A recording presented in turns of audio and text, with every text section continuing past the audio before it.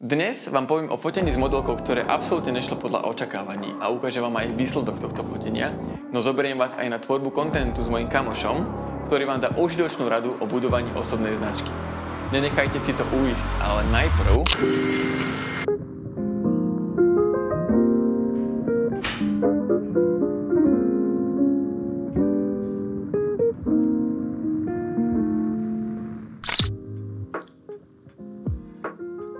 Toto je ten najlepší makový koláč, aký som kedy jedol. Vitaj. Tento týždeň bol celkom plodný, čo sa nejakých tvorivých aktivít týka. Mal som dva také tvorivé projekty, na ktorých som pracoval a jeden z nich následne aj editoval, ale nie všetko šlo úplne podľa očakávaní. Čaute, ja som práve došiel z roboty, idem sa rýchlo nachystať a ideme na fotenie s modelkou, berem vás so mnou. Bude to paráda, veľmi sa teším na výsledok tohto fotenia, som zvedavý, čo aj vy nám poviete, takže idem sa nachystať a ideme na to.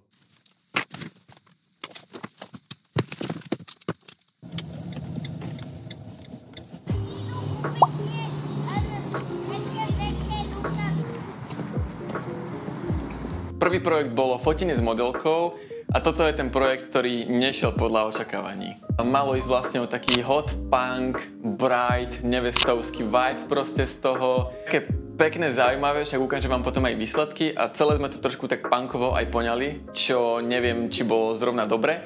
Modelka vlastne nikdy predtým tie šaty nevidela a ani si ich nevyskúšala.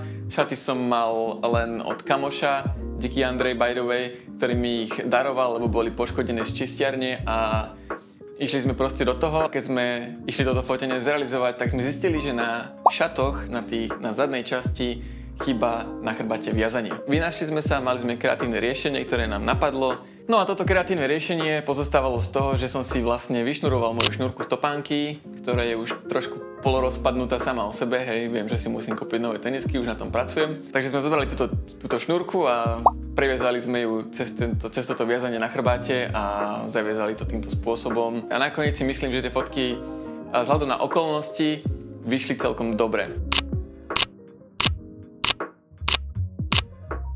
Ak sa vám toto videjko zatiaľ páči, tak budem rád za váš odber, like na toto videjko a taktiež môžete komentovať do komentára, ktorá z týchto fotiek sa vám páčila najviac.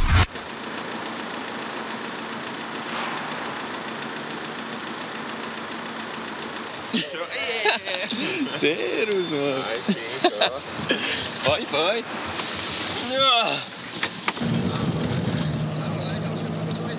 Ďalší projekt, ktorý som realizoval tento týždeň, bolo s mojím kamošom Ronim, ktorý spravuje sociálne siete pre firmy a taktiež edukuje ľudí o budovaní osobnej značky.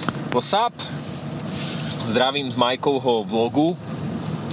Rony, meno mé. A ideme práve k nám do štúdia, pracovného štúdia, nášho office a čo ideme robiť? Ideme robiť nejaké také fotky a ideme proste tvoriť content, nejaký pekný, aj bolí ma chrbát, jak to držím.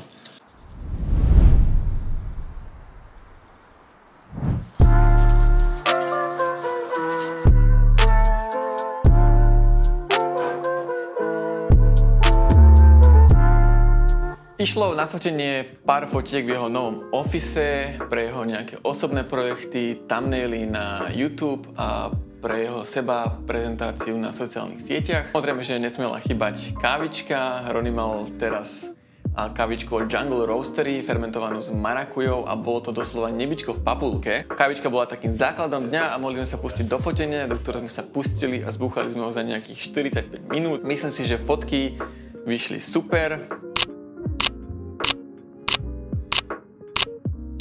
No a po ukončení nášho stretnutia som sa Ronyho vlastne spýtal ešte nejakých pár otázok, ktoré by zaujímali mňa a mohli by možno zaujímať aj vás.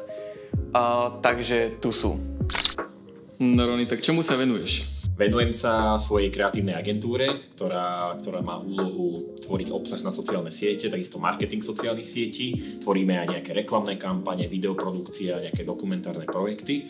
A druhú vec, ktorú robím, ktorú najviac asi milujem, je to, že učím ľudí, ako si budovať svoju osobnú značku na sociálnych sieťach, tak, že použijete svoju tvár. A prečo si myslíš, že budovanie značky je dôležité? Pretože v dnešnej dobe, či už predávate nejaký produkt alebo službu, tak si myslím, že ľudia sa najlepšie spájajú s ľuďmi, nie s logom, ani s farbami, ani s konkrétnym produktom alebo službou, ale ľudia si vyberú ten produkt alebo službu veľakrát na základe toho, kto za tým stojí. Čiže môže byť veľa fitness trénerov online, ale keď ty práve ukážeš ľuďom, že ty si ten pravý pre nich, tak si zvolia teba namiesto toho druhého. Akú radu by si bol rád, keby si vedel, keď si s týmto začínal? V prvom rade najprv spoznať samého seba lepšie, lebo veľa som robil obsahu na základe toho, aby to malo lajky, aby to malo videnia, aby to malo komenty, aby som mal followerov, neviem čo všetko. Ale ako náhle som sa zameral na to, čomu ja skutočne verím a čo ja robím najlepšie a to, čo mne najviac pomohlo v tom biznise a v živote, a to som začal ukazovať a prezentovať tým ľuďom, tak vtedy sa úplne že zmenila moja celá cesta, moja prezentácia aj celkovo biznis. Čiže spoznať lepšie samého seba a myslieť na to, čo ti pomohlo, a to môže pomôcť aj iným ľuďom. Díkyčko moc. Choďte pozrieť Ronnyho Instagram, keby ste sa náhodou chceli inšpirovať a chceli začať tvoriť svoju osobnú značku. Má tam veľmi dobré užitočné rady. Yes, sir. Takže dúfam, že sa vám videjko páčilo, dalo vám nejaké užitočné informácie a možno vás trošku inšpirovalo. Ak hej, budem rád za váš odber, aby ste nezmeškali ďalšie video, v ktorom vás vezmem so mnou, Ronnym a Paťom na konferenciu marketérov alebo také stretnutie marketérov v Žiline. A taktiež plánujem aj nejaké fotenie cez týždeň, z ktorého vám ukážem behind the scenes rovnako.